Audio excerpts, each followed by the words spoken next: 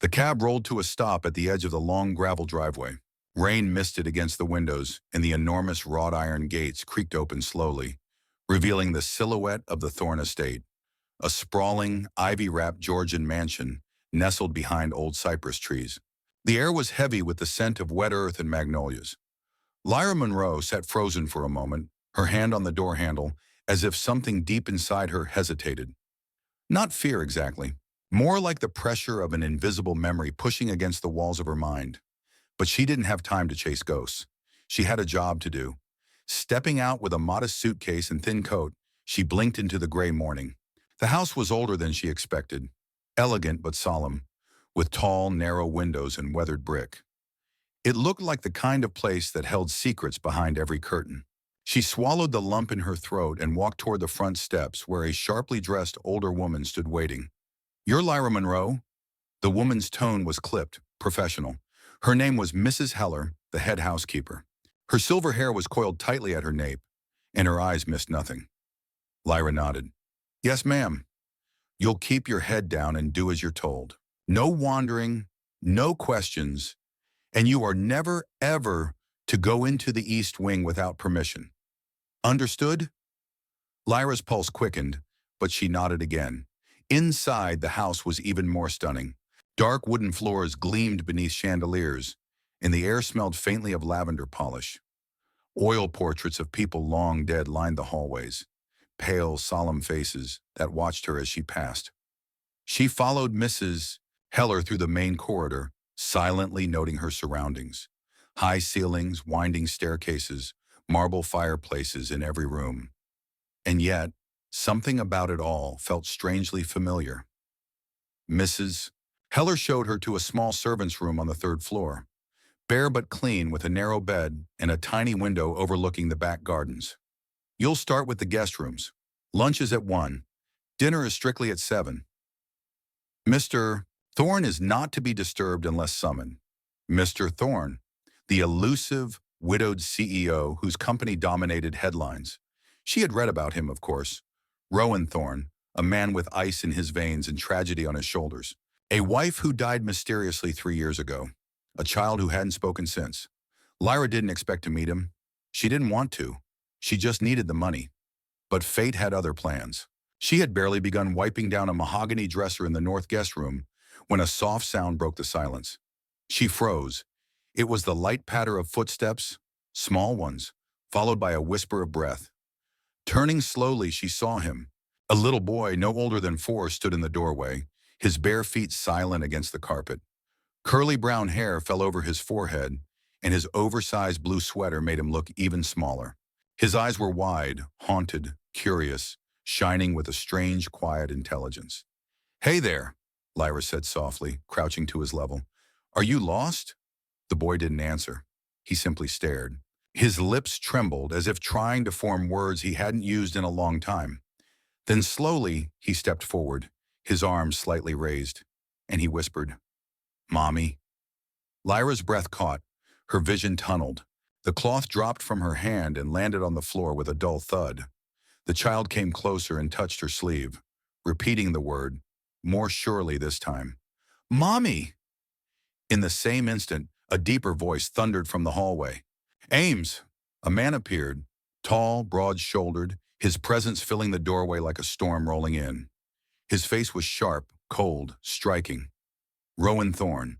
His eyes locked onto the boy, then shifted to Lyra, and she saw it. Shock, confusion, and something dangerously close to rage. Lyra stood up instinctively, hands raised, as if to show she hadn't done anything wrong. "He just walked in," she began, but Rowan's voice cut through the air. "Get away from him." The boy, Ames, looked up at his father, eyes wide with fear, then clung to Lyra's leg, his small hands gripping her tightly. "No!" Ames said with sudden force. "She's Mommy." The hallway fell into a suffocating silence. Lyra felt her blood roar in her ears. She opened her mouth, but nothing came out. She looked at Rowan, at the storm behind his cold eyes, and saw something flicker there. Recognition. Not of her as a stranger. Recognition of something impossible. "I don't know why he said that," she whispered. I've never met him before. But even as the words left her lips, a chill crept down her spine. Because somewhere, deep in the recesses of her broken memory, something responded. A warmth, a name, a child's laughter in a garden, a name she didn't remember knowing, a child she didn't remember loving. But the feeling, it was real, and it terrified her. Rowan stepped forward, gently pried the boy away, and carried him down the hallway without another word. But before disappearing around the corner, he looked back at her with a cold, measured intensity. And Lyra knew this was only the beginning. Something about this house wasn't right, and something inside her was waking up. The next morning, the rain had stopped, but the sky remained overcast, a dull canvas of pale gray stretching endlessly above the Thorn estate. Lyra stood at the window of her small room, watching the wind stir the branches of the magnolia trees. Sleep had eluded her entirely. All night she had replayed the moment in her mind. Ames standing there, fragile and solemn, calling her mommy like it was the most natural thing in the world. His voice had trembled not with confusion, but certainty. She had never seen that boy before in her life. She was sure of it, and yet something in her chest had tightened at his touch, something more instinct than memory. It made no sense. Nothing about any of this made sense. Her hands trembled slightly as she buttoned her uniform. She had to pull herself together. She needed this job. She needed stability. Answers could wait. But no matter how she tried to silence her thoughts, the image of the child's eyes, so full of something ancient and aching, kept pulling her under. Mrs. Heller assigned her to the upper hallway that day, polishing frames and dusting the guest bedrooms that hadn't seen visitors in months. Everything in the house seemed designed to remain pristine, untouched, as though it were a shrine to another time. There were rooms that smelled like no one had entered them in years, with white cloths draped over furniture, mirrors turned to the walls. She found herself inexplicably drawn to one room in particular at the end of the west wing. The door was half closed, the brass knob dulled with age. It hadn't been on her list of rooms to clean. The air felt different there, cooler, stiller. Something about the silence inside beckoned her forward. She glanced around. No one in sight. Inside, the room was suffused with the scent of lavender and old paper. Dust motes danced in shafts of light cutting through slatted curtains. A writing desk stood near the window, and a tall oak wardrobe dominated the far wall. On the dresser sat a silver jewelry box, slightly ajar. Lyra's steps were quiet, her instincts conflicted between obedience and curiosity. The box was delicate, etched with roses along its edges. Her fingers hovered for a moment, then gently opened the lid. Inside, nestled among antique brooches and a dried sprig of lavender, was a photograph, black and white, slightly faded. Lyra froze. It was a woman, not just any woman, her, or someone who looked exactly like her. The resemblance was unnerving. The same heart-shaped face, the same sloping brows, the same small scar above the left brow, which Lyra had never been able to explain. The woman in the photo was laughing, her arms wrapped around a man's neck, half out of frame. Her smile was radiant, full of life. On the back of the photo, written in dark ink and flowing script, were the words, "Clara, you are my beginning and my end." Her breath hitched. Clara. She dropped the photo back into the box and staggered a step backward. Her heart thudded in her chest. The spelling was different, but the name was nearly identical to hers. Was this a coincidence? A cruel trick of fate? Or was she somehow tangled in something far stranger than she had imagined? She turned toward the door, but something else caught her eye. A mirror. It stood across from the bed, an antique piece with a tarnished gold frame. The fabric covering it had been pulled halfway off. She stepped toward it. The reflection showed the room behind her, but also something else. Something flickering at the edge of the glass, like an overlay. A woman's silhouette. The same woman from the photo. She blinked hard, but the image remained for a second longer before fading. Just a trick of light. Just her imagination. She touched the mirror's edge and whispered, almost without realizing it, "Who are you?" Behind her, a soft knock startled her. She spun around to find Mrs. Heller standing in the doorway, arms crossed, face unreadable. "That room is not part of your assignments," the woman said coldly. "It belonged to Mrs. Thorne." You are not to enter it again. I, I didn't know, Lyra stammered. I just... Mrs. Heller's voice dropped to a warning growl. Don't go poking around where you don't belong. Mr. Thorne doesn't take kindly to intrusion. Consider this your only warning. Shame and confusion burned on Lyra's cheeks as she nodded and hurried past her, clutching her cleaning rag like a lifeline. Her footsteps echoed down the hallway as she returned to the room she was assigned, but her thoughts refused to settle. Clara, a woman who looked exactly like her, a child who called her mommy, a man who looked at her like he had seen a ghost. Back in her quarters that night, she took out the small compact mirror she kept in her bag. She stared at herself, turning her face from side to side.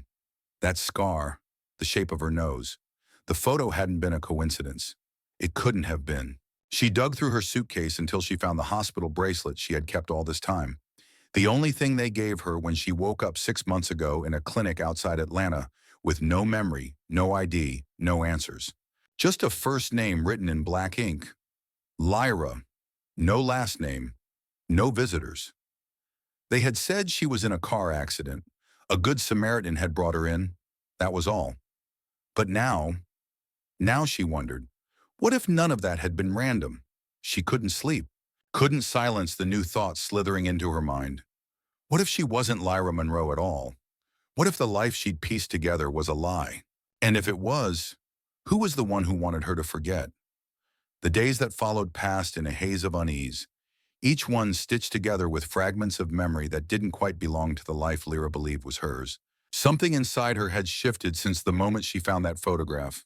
It wasn't just the uncanny resemblance to the woman named Clara, or the fact that Rowan Thorne had looked at her as if she'd returned from the grave.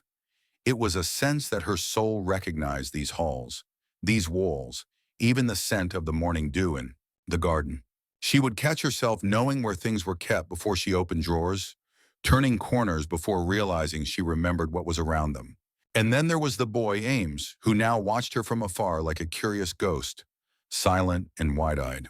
He didn't call her mommy again, not in front of anyone, but he lingered near her whenever he could, hovering in doorways or crouching behind stair railings just to catch a glimpse of her. Once, while she was carrying fresh linens down the hallway, she felt a tiny hand brush against hers, and when she looked down, there he was, looking up with those storm-gray eyes that mirrored Rowan's. He didn't speak, only reached into his pocket and held out a crumpled piece of paper. On it was a child's drawing, a house, a tall man, a small boy, and a woman with long hair standing in the center. Above her, in shaky letters, was written, Mommy. Lyra had stared at it for a long time, her chest tight with something she couldn't name. When she looked up again, Ames had already run down the corridor, disappearing into the shadows. That night, sleep did not come easily. Restless, she left her small room after midnight, quietly padding through the servants' hallway in her socks, driven by an urge she couldn't explain. The house at night was a different creature entirely, silent, watchful, as though holding its breath.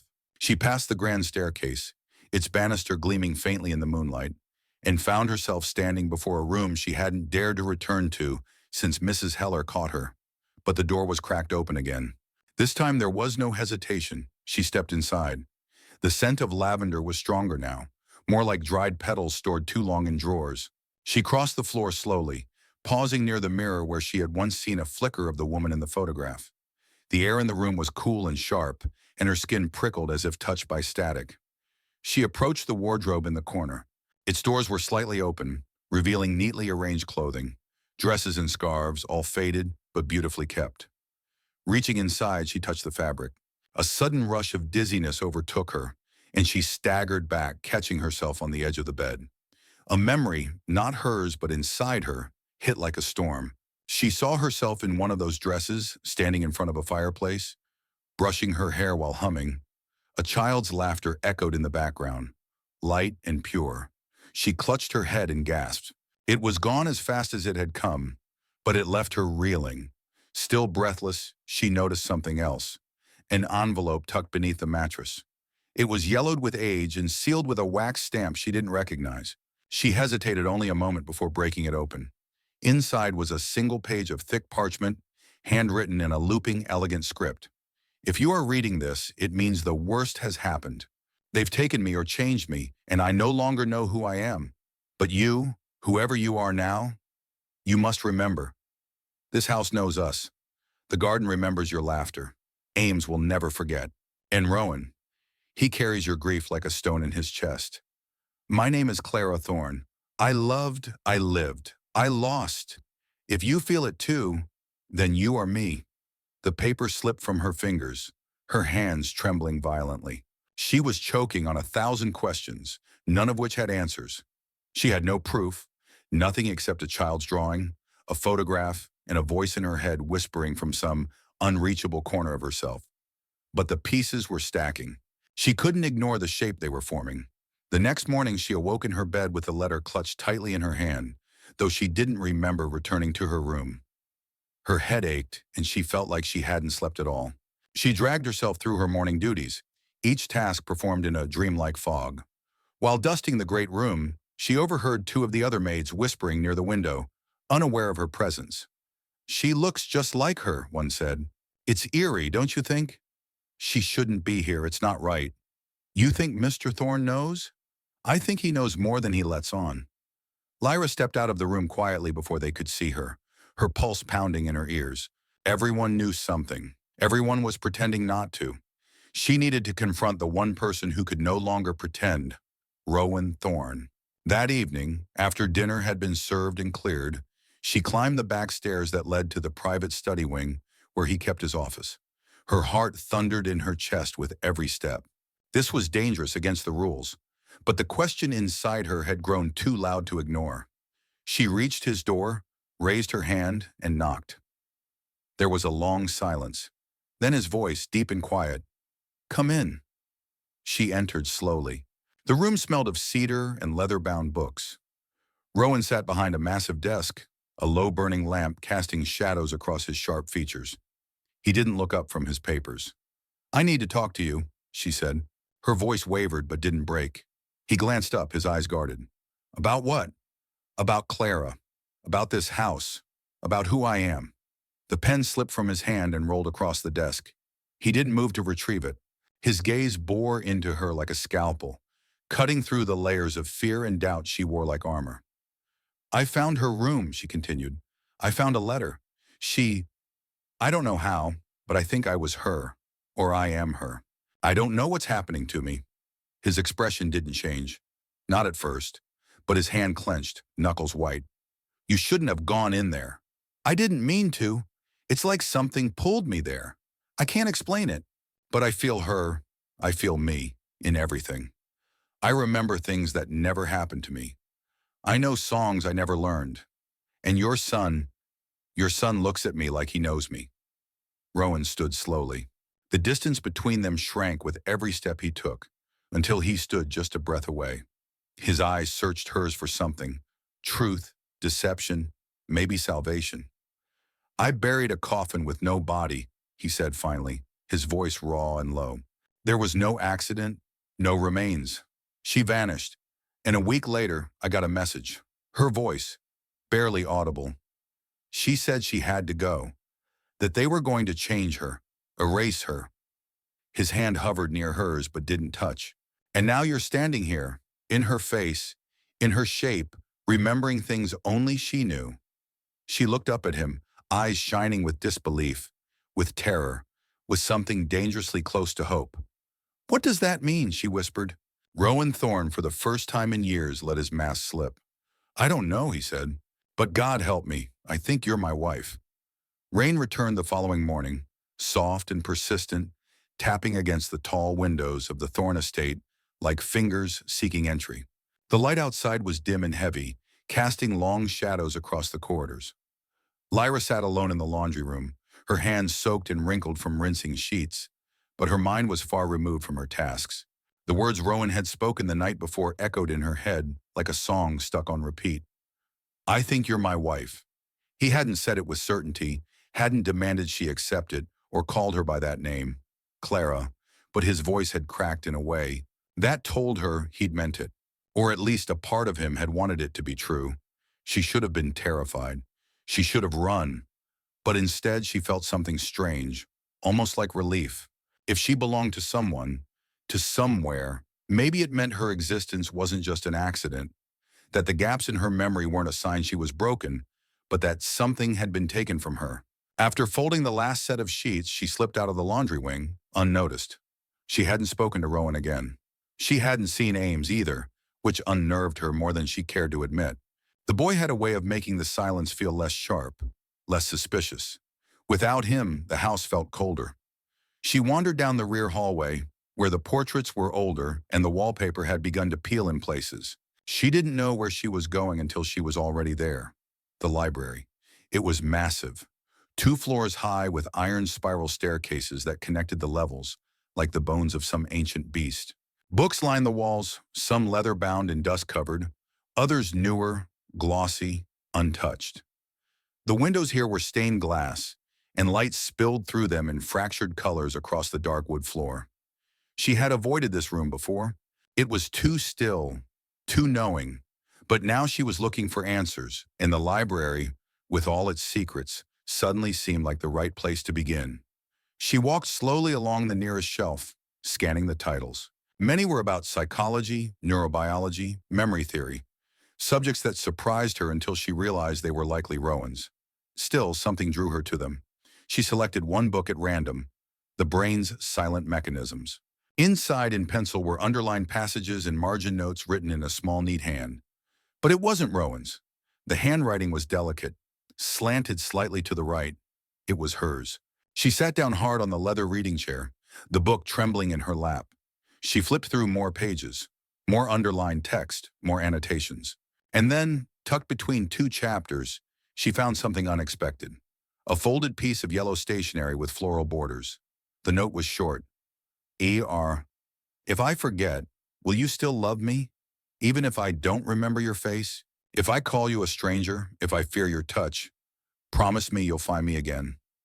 K. Her fingers went numb. She read the note 5 more times before carefully folding it again and slipping it into her pocket. There was no denying it anymore. She had been here. She had loved him. She had been preparing for something, anticipating the loss. She wasn't just Clara by accident. She had chosen this path, or at the very least, known it was coming. The rest of the day passed in a blur. Mrs. Heller sent her to scrub the greenhouse, a warm glass-walled structure near the edge of the garden. Lyra welcomed the distraction, even if her thoughts didn't give her peace. Kneeling in the soil, surrounded by the scent of mint and jasmine, she let herself drift. Somewhere deep in the back of her mind, a memory stirred. She was standing in that very greenhouse. The sun had been brighter, the season warmer. She held a small clay pot in her hand, a child's laughter echoing as dirt crumbled between her fingers. Someone's arms wrapped around her from behind, strong and warm, and she leaned into the embrace, safe, a kiss on the side of her neck. A whispered word, always. She dropped the trowel. Her breathing came fast and shallow. The memory had come unbidden, vivid and sharp, like a cut across her consciousness. She staggered to her feet, wiping her hands on her apron. She couldn't pretend anymore that these were dreams or figments. That night she returned to the library, lit only by a single floor lamp. She climbed the spiral staircase to the upper level, following instinct more than reason. In the farthest corner, past tax law and dusty encyclopedias, she found a cabinet labeled simply Archives. Inside were folders, journals, even cassette tapes. She pulled one of the folders out and opened it. Inside were pages of transcriptions, therapy notes, and brain scans. Her name, Clara Thorne, appeared at the top of several documents. There were mentions of memory stabilization, disassociation risk, identity replacement therapy. One name kept appearing, Dr. Halden Prescott. She'd never heard of him, but apparently he had been working closely with Clara before her disappearance. The notes were clinical, but between the jargon were chilling fragments. Subject resistant to full erasure. Recurring cognitive emotional imprints. Potential reemergence high if exposed to environmental triggers. Lyra dropped the file as her legs gave way, collapsing into the chair beside the cabinet. The air seemed to squeeze the breath from her lungs. She had been part of an experiment, a procedure designed to erase who she was. But it hadn't worked, not completely. Her love had been too strong. Her memories, buried though they were, had begun clawing their way back to the surface. The house hadn't just felt familiar because she had lived there. It had been designed to keep her close in case she ever returned. Rowan had built this prison, or sanctuary, or both, with the hope that someday she would walk through its doors again. When she returned to her room that night, the wind howled outside like something ancient and angry had awakened.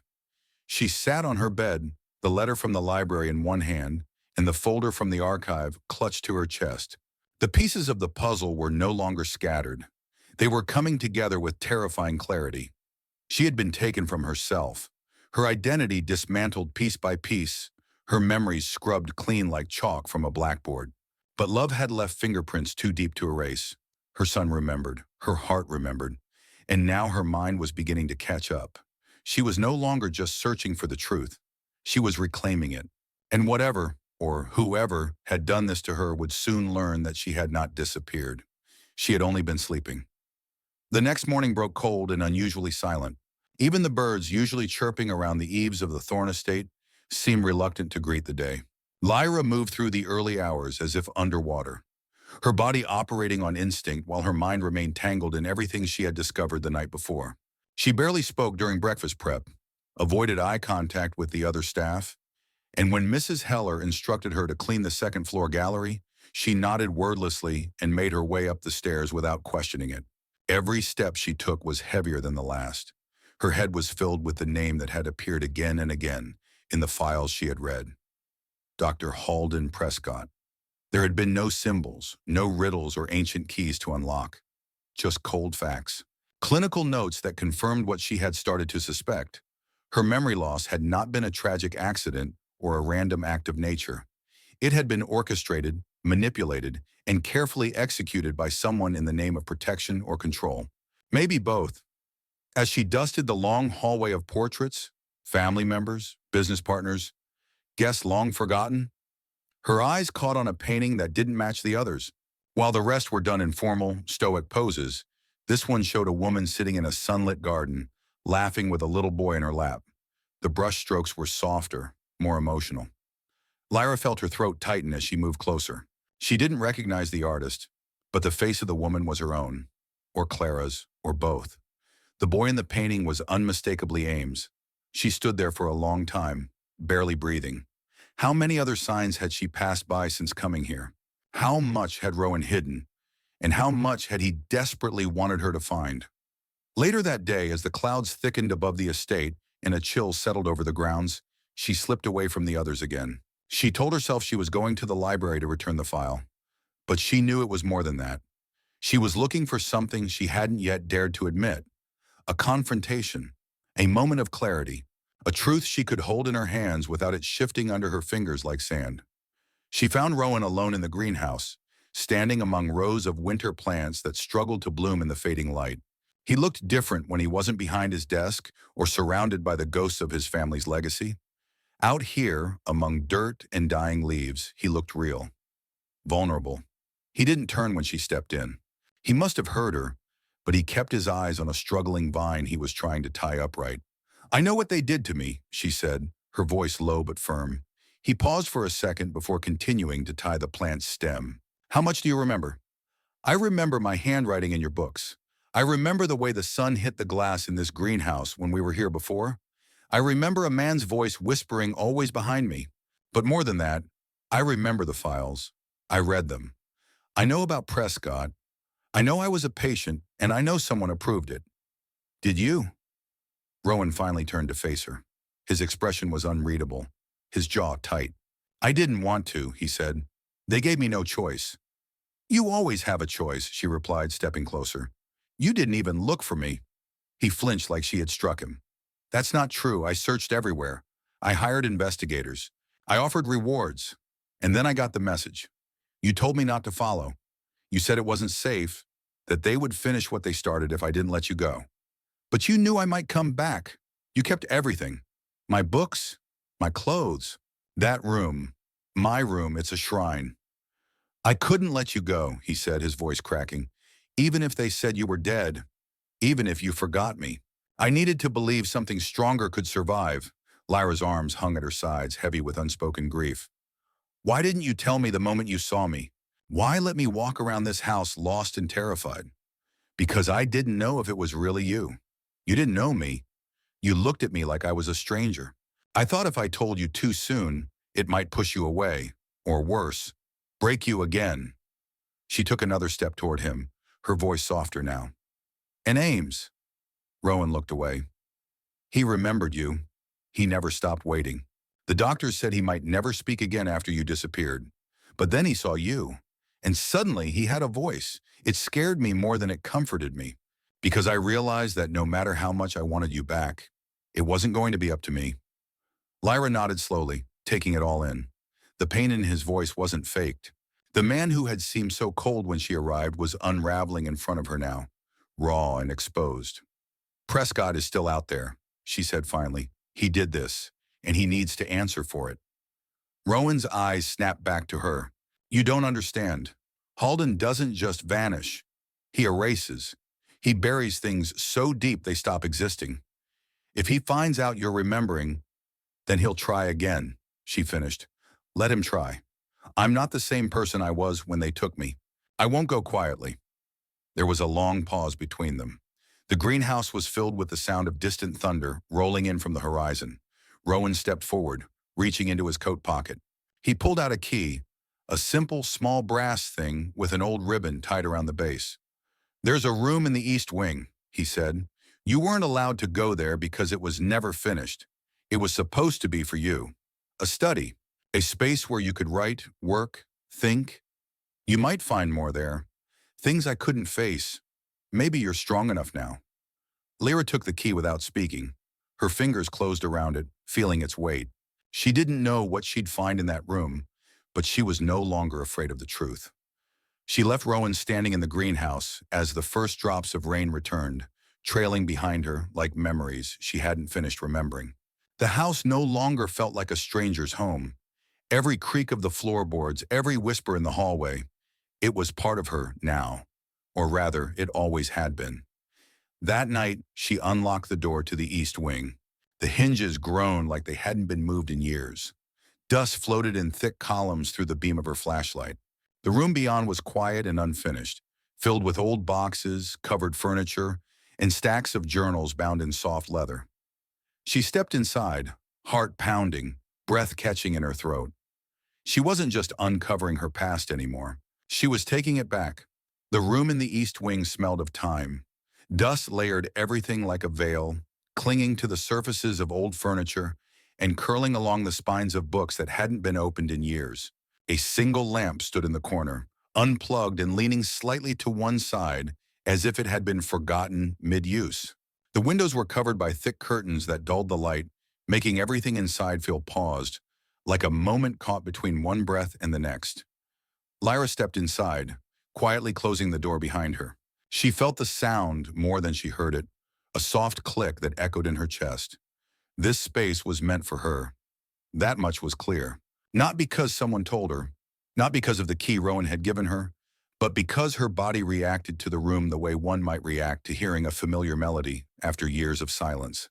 Something stirred within her, a sense of recognition so strong it nearly brought tears to her eyes. She walked slowly through the room, trailing her fingers across the surface of a writing desk pushed beneath the window. A thin layer of dust came away on her fingertips, but beneath it, the dark wood was smooth and familiar. She reached down and opened one of the drawers. Inside were notebooks, dozens of them, lined up neatly, their covers marked by faint indentations where pens had once rested. She pulled one out, flipping through pages filled with fluid handwriting.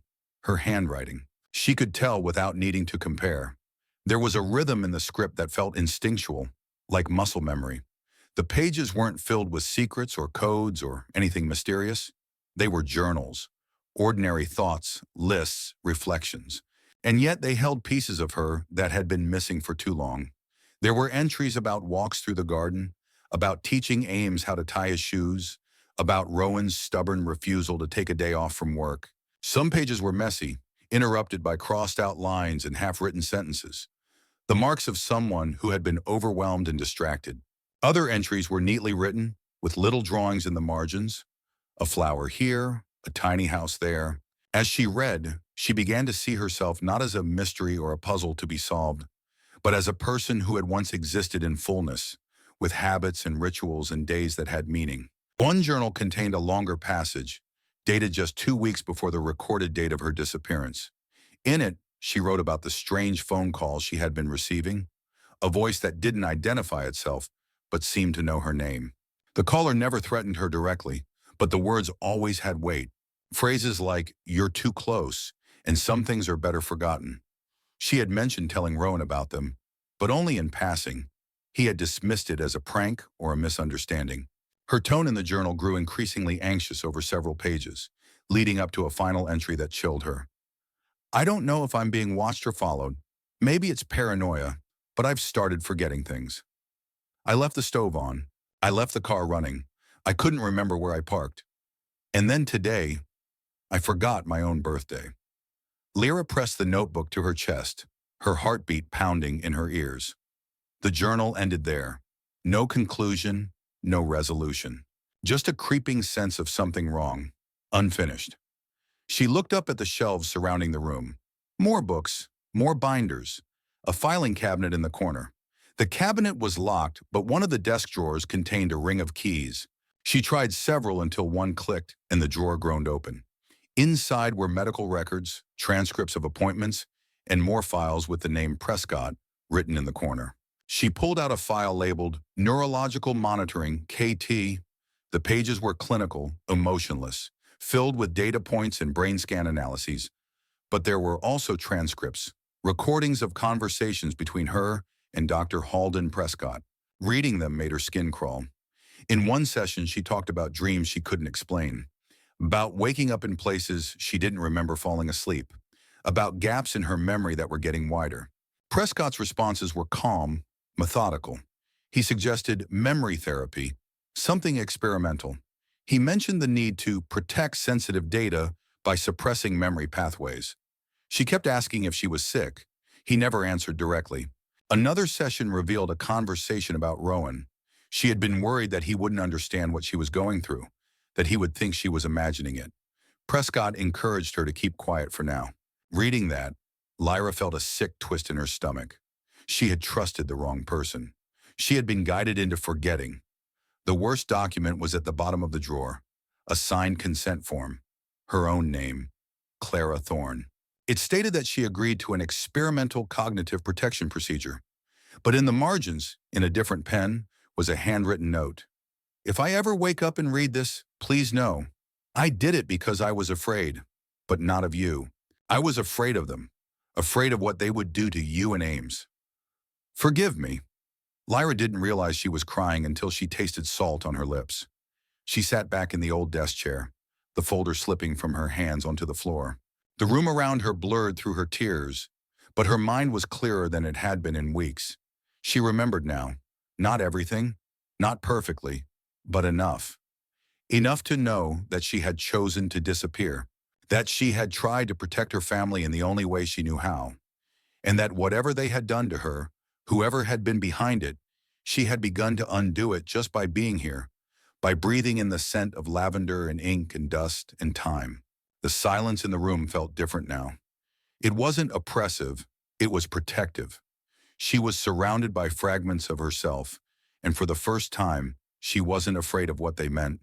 She wasn't lost anymore. She was coming back piece by piece. She had seen the woman she had been. Now she needed to become the woman she was meant to be. By the time she left the East Wing, it was already dark outside. The hallway stretched long before her, quiet except for the creaking of old floorboards beneath her feet. She walked with purpose now. She no longer needed anyone else to tell her who she was. She was Clara Thorne. She was Lyra Monroe. She was both and neither. But above all, she was awake. The following morning, Lyra rose before the sun. The sky beyond the window was still cloaked in shadow, the trees in the garden swaying softly in the early wind. For the first time since her arrival at the Thorne estate, she dressed without hesitation, her hands steady, her eyes focused. Something had shifted within her overnight. The weight of uncertainty that had been clinging to her like a second skin had begun to fall away. The memory fragments no longer felt foreign or frightening. They were hers, and though they hadn't all returned, Enough had come back to show her the shape of the truth she had once chosen to forget. She wasn't afraid of it anymore. What frightened her now was how close she had come to living a life that didn't belong to her, to becoming someone else's version of herself rather than reclaiming the woman she had been. She stepped out of her room and walked through the hushed halls of the mansion, passing the familiar portraits and furniture, noticing things she hadn't allowed herself to see before. She knew these corridors. Her feet carried her with a sense of purpose, almost instinctively. She paused at the entrance to the grand dining room, remembering moments she hadn't yet spoken aloud. Morning breakfast at the long table with Ames seated beside her, swinging his legs under the chair. Rowan sitting at the far end, eyes tired but softening whenever he looked her way. None of it had been a dream. The life she'd been told was gone had been real, and someone had taken it from her. Later that day, while organizing old linens in one of the storage closets off the servants' wing, she heard the sound of someone entering the back hallway. She turned, expecting to see Mrs. Heller or one of the other maids, but froze when she saw the woman who appeared instead. She was tall and elegant, dressed in a dark trench coat, her blonde hair pulled into a sleek knot at the base of her neck. Her face was unfamiliar, but something about her presence triggered a jolt of recognition. The woman's gaze landed on Lyra instantly, and for a moment, neither of them spoke.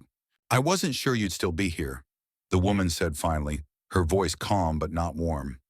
"Do I know you?" Lyra asked cautiously, stepping out from behind the closet door. The woman gave a faint, almost regretful smile. "You used to. My name is Tessa Valmont. We were close. Before all of this." Lyra stared at her, trying to summon a memory, a sound, anything. There was nothing at first, just a deep, nagging sense that this woman had once meant something to her. "I came as soon as I heard you were back," Tessa continued, stepping forward. "Someone at the clinic where you were found contacted me. It took a while to verify the details, but once I saw the photos, there was no doubt. I don't know how much you remember, but I've kept everything. Letters, messages, even recordings. I've been waiting for you to find your way back." Lyra studied her, suspicious despite the kindness in the woman's eyes. "Why didn't you come sooner?" "They told me you were dead," Tessa said, her voice growing tighter. "Rowan made it clear I wasn't welcome after the funeral. He didn't believe me when I told him that I suspected foul play. But you, Clara, you confided in me toward the end. You told me about the threats, the fear, the calls. You were scared, but you didn't want to burden him. You wanted to protect him." Lyra felt her stomach twist. She leaned against the wall, her thoughts racing. "I found the records," she said. "The notes, the therapy sessions. I know about Prescott." Tessa nodded. Prescott worked with a group called Sintros, a private medical firm. Very secretive, very powerful. They claimed to specialize in experimental memory therapy for patients suffering from trauma. But that was only the surface. They were testing how far identity could be pushed. How much of a person could be rewritten before their mind rejected the false narrative. Lyra blinked. "You're saying I was part of an experiment?" "Yes," Tessa said, stepping closer, her voice low. "But not a volunteer one. You never truly consented. Prescott forged your approval. They needed a subject with a strong emotional bond, a stable mental profile, and a life worth erasing. Someone who would fight the procedure from within, even subconsciously. You were perfect." "I don't understand," Lyra whispered. "Why me? Why erase me at all?" Tessa hesitated. "Because you found something, a file. You came across internal documents from Sintros, proof that they were conducting illegal cognitive experiments on unknowing patients. You were going to go public. You told me you were going to bring everything to the authorities. 2 days later, you vanished." Lyra felt the blood drain from her face. "And no one tried to find me." "I tried," Tessa said, her voice tight with frustration. "I tried for months. Rowan shut me out. The police wrote it off as an accident, and then they held a closed casket funeral. I knew it was a cover-up, but I couldn't prove it. Until now." They stood in silence for a moment, the sound of wind pushing against the windows filling the space between them. Lyra felt the shape of her identity becoming clearer with every word. She had not only been erased, she had been silenced deliberately and cruelly. But somehow, her mind had refused to stay quiet. Somehow, the memories had clawed their way back through the haze. "I have everything I found. Tessa said gently. I'll give it all to you, but it's your choice what to do with it. You can walk away from all of this and live a quiet life, or you can confront them. I'm not running, Lyra said, her voice steady. Not anymore. Later that evening, Lyra sat in the study, the one Rowan had left unfinished. The journal pages Tessa had brought lay scattered across the desk. Newspaper clippings, lab notes, voice memos from Clara, broken and brave, a timeline of betrayal. Every word confirmed what she already knew. She had been taken because she was dangerous to the wrong people, and she had survived because something inside her refused to be rewritten. Rowan found her there. He stepped quietly into the doorway, watching her for a long time before speaking. You talked to Tessa. Yes, Lyra said, not looking up. She told you everything. She told me the truth. He stepped closer, then paused, unsure. You hate me now, don't you? She lifted her eyes to meet his. No, she said, her voice firm. But I don't trust you either. Not yet. I didn't know, he said. I swear to you, Clara, I didn't know they were going to. I know, she interrupted, but knowing isn't the same as protecting. And you promised to protect me. The hurt in his eyes was sharp, but he nodded. He didn't argue, didn't offer excuses. He simply said, what do you want to do now? Lyra looked down at the papers in front of her, the evidence of everything they had tried to bury. I want them to know I remember, she said. I want them to know I'm coming. And for the first time since her return, she felt whole, not because her memory had been restored completely, but because her purpose had. The day of reckoning came not with violence or chaos, but with a quiet, intentional stillness.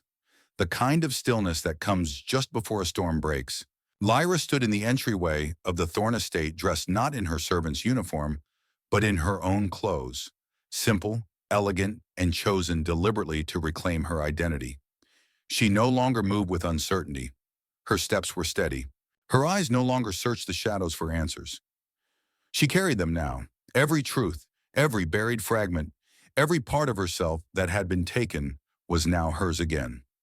She was not just Lyra Monroe, the maid. She was Clara Thorne, the woman who had once stood at the heart of this house, and she had returned to finish what had been started. Rowan waited for her in the study, the place where their marriage had once found its quiet rhythm and where everything had first begun to unravel.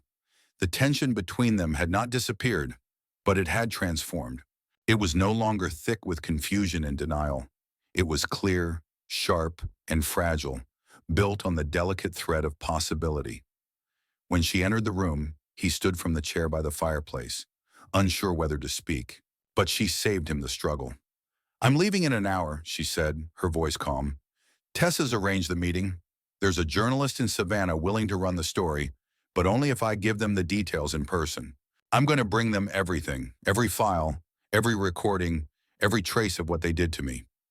Rowan didn't try to stop her. His hands were clasped behind his back, his expression solemn. Are you sure this is what you want? She nodded. It's what I need. They took everything from me. My name, my memories, my son. My life became a blank page, and I let it stay blank for too long because I didn't think I was strong enough to write the truth back into it. But now I know better. I want to finish the story.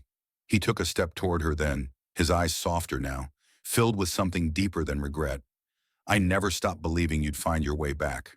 I just didn't know if I deserved to be here when you did. You don't, she said plainly, and he flinched but didn't look away. Not yet, but I'm not done with you either. You're the father of my child. You're the man I loved. And somewhere in all this pain, I think that love is still there. It's just buried under everything else. He took a breath, like he'd been holding it for months. So what happens now? I go, she replied. I tell the truth. I set fire to the lies they built around me. And then I come home. Not as a ghost, not as someone half-formed. I come back as me. She turned to leave, but Rowan reached into his coat pocket and held something out to her. It was a photograph, small and worn from being carried too often. She took it in her hand and looked down. It was a picture of the three of them, Rowan, Clara, and Ames, in the garden behind the estate. She was laughing, her arms wrapped around her son, while Rowan looked at them with a quiet, open expression she hadn't seen in years. It wasn't staged, it wasn't posed, it was real. I carry this with me every day, he said, Even when I thought you were gone." She didn't say anything. She just nodded and placed the photo in her bag with the rest of the evidence. Then she walked to the front door and stepped outside, the autumn wind catching her hair as she crossed the stone steps and climbed into the waiting car. Tessa sat beside her in the passenger seat, folders stacked between them, the engine humming softly. The ride into Savannah was quiet. Tessa didn't ask her if she was nervous, didn't try to fill the space with empty reassurances. She knew better. Clara was calm, but she wasn't at peace, not yet. That would come after the truth was spoken aloud, after the world was forced to see what had been hidden. The journalist's office was modest, tucked between two aging buildings downtown, but the woman who greeted them was direct and professional. She offered coffee, took the folders, asked careful, respectful questions. Clara answered everyone. She spoke clearly. She didn't cry. She didn't flinch. She laid out the story piece by piece, her identity, the threats, the false therapy, the memory suppression, the disappearance. She showed them the documents, the signatures, the evidence. When it was over, the reporter sat in silence for a long moment, then said simply, "We'll run it. You're going to help a lot of people." That night back at the estate, Clara stood once again in the doorway of Ames's room. She hadn't seen him all day. He had been with the nanny, kept away while she prepared for the meeting. Now he was curled in bed, one arm draped across a stuffed elephant, his breathing slow and even. She stepped inside quietly and sat at the edge of his bed. After a few moments, his eyes fluttered open. "Mommy?" he whispered sleepily. She smiled and ran a hand gently through his hair. "Yes, sweetheart, I'm here." He sat up and wrapped his arms around her neck, clinging to her as if afraid she would vanish again.